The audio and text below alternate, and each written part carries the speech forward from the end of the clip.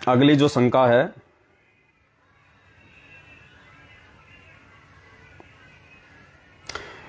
वो ये है कि एक शब्द आता है परमात्मा का। देखो, शंका चाहे छोटी हो चाहे बड़ी हो पुण्यात्माओं, अगर नहीं निकल रही है तो उस भगत के लिए तो पहाड़ है।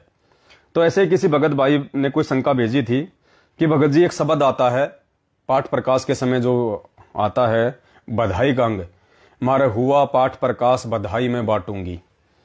तो वो भगत कह रहा था कि गुरु जी ने तो बधाई देने से मना किया है, किसी को विश करने से मना किया है, हम किसी को बधाई दे नहीं सकते, इससे हमारी भक्ति खंडित होती है। तो भगत जी ये बधाई शब्द यहाँ पे क्यों आया है? तो देखिए पुण्यात्माओं, बधाई बधाई में अंतर है।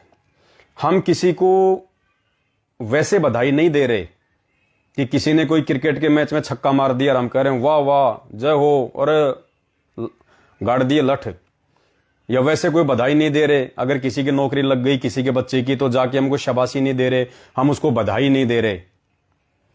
वो बधाई नहीं है, ये बधाई है भक्ति मार्ग में खुशी की। जब एक भगत के घर पे पाठ होता है, परमात्मा उसके घर पे आने होते हैं, तो वो भगत कितना भाव विभोर होगा, उसको कितनी खुशी होगी। तो वो कह रहा कि बधाई हो बधाई हो, वो पूर्ण परमात्मा आज मेरे घर पे आ रहे हैं, वो परमेश्वर के जो पावन चरण कमल हैं आज मुझ नीच के जो है दरबार में मेरे घर में पढ़ने जा रहे हैं।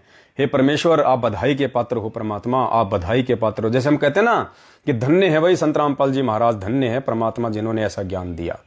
तो हम उनको धन्यवाद वैसे थोड़ी कर रहे हैं, हम उनकी महिमा के रूप में कर रहे हैं कि धन्य है, धन धन सतगुरु सत्य कबीर, भगत की पीड़ मिटाने वाले।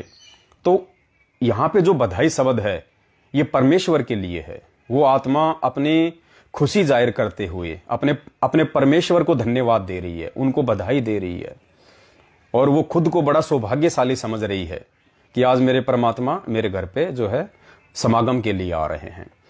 जिस प्रकार से पुण्यात्मा एक शब्द है स्वार्थ, तो गुरु जी ने मना कर रखा ना कि स्वार्थ बिल्कुल नहीं होना चाहिए भक्ति मार्ग में। अगर भक्ति मार्ग में स्वार्थ आ गया तो वहीं आपका बेड़ा नाश हो जाएगा।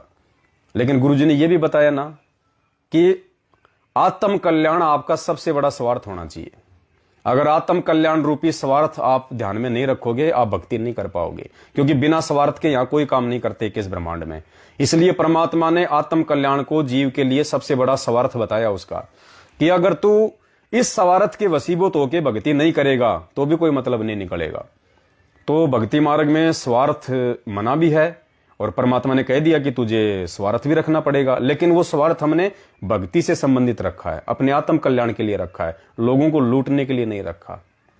इसी प्रकार जो बधाई है, हम किसी भाई को उसकी नौकरी लगने पे, उसके बच्चा होने पे नहीं दे रहे, उसके जन्मदिन पे नहीं दे रहे, उसके रिटायरमेंट आने पे नहीं दे रहे। हमारे घर में परमात्मा आ रहा है, इसलिए हम परमेश्वर को धन्यवाद कर रहे हैं और ये कह रहे हैं कि मैं भी मैं बधाई की पात्र हूं कि परमेश्वर ने मुझे मानव जन्म दिया और मुझे अपने शरण में लिया, और आज वो भगवान मेरे घर पे आ रहे हैं। तो वो पाठ प्रकाश के समय बधाई के अंग वाली बधाई है। ये कॉमन सेंस की बातें हैं, थोड़ा ध्यान रखा करो इन चीजों का। तो ये बधाई का भी हो गया।